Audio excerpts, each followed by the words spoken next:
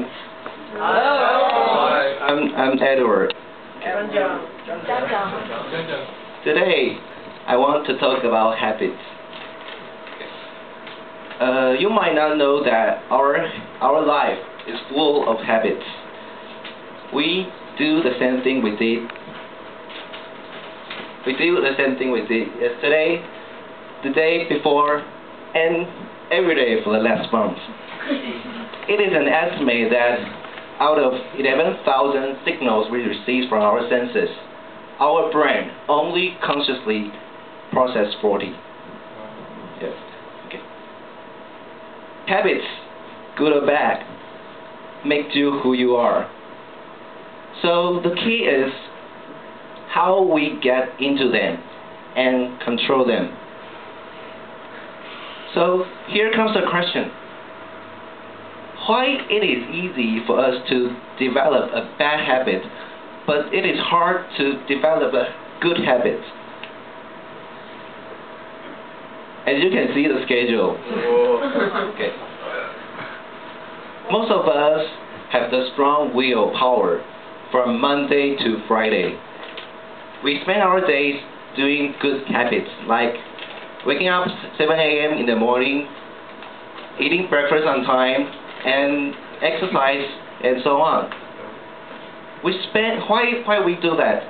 Because we just take these habits just like it's our part of work. And when it comes to weekends, we fall apart into giving random meals and eating irregularly, staying up late, and having drink with friends, and it's easy for us to do so because we have good habits on weekdays, and we easily fall into these patterns on weekends. So, if you are now trying to make a better life by keeping a good habits, then how do you overcome these obstacles?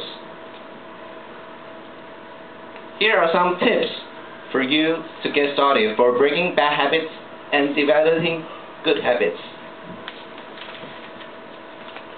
1 habit for 30 days.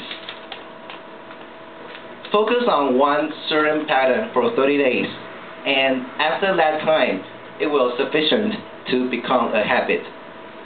And use this as the basis of your habit changes, and you will definitely work and establish an automatic programming that runs in your background of your mind. 1 habit at a time, and keep it simple. 1 month may seem too long for focus on only 1 habit, but trying to change more than 1 habit may be reckless. So just keep it simple. Keep it simple. Use your change to involve only 1 or 2 rules, not a dozen. For example, exercising per day for at least 30 minutes is easier to follow rather than I want to go yoga on Monday, Tuesday, and go hiking on Wednesday and Friday. And okay, simple rules create habit, and complex rules create headache. Yeah, true. Replace those needs. Do you know what would happen if you turn on your computer and then remove its hardware? What would happen?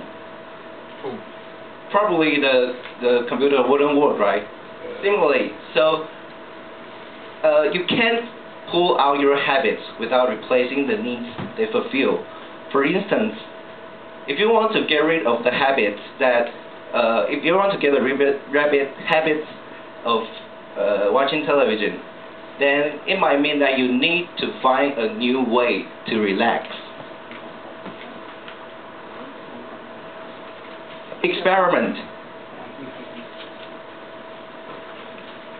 You never know what a different habit will suit you or work on your life until you try it. So just try it and find the habits that suit you. So speaking to the habits that suit you, don't try to follow habits that you think you should, because you you should follow the one because you have tasted them for a long time and it works on your life. If your habit change create more joy and more pain than joy, then it is hard to stick to. Consistency. Variety may be the spice of life, but it doesn't create habit. So make sure your habit is as consistent as possible and is repeated every day for 30 days. This will ensure your new habit is growing. So overall, choose one habit for 30 days and be sure to keep it simple so that you can replace the lost needs and put the habit changing into an experiment and try to find the ones that suit you. And last but not least, stay consistent. So through these tips and using these tips, taking this into practice can make your life feel better.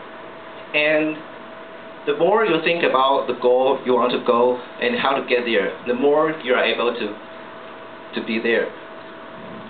And our life is full of habits, recurrent and unconscious behavior. So just change it little by little. And once a new habit is formed, then it will just like putting on an autopilot and result it in an improved quality of life. Back to C2.AVI.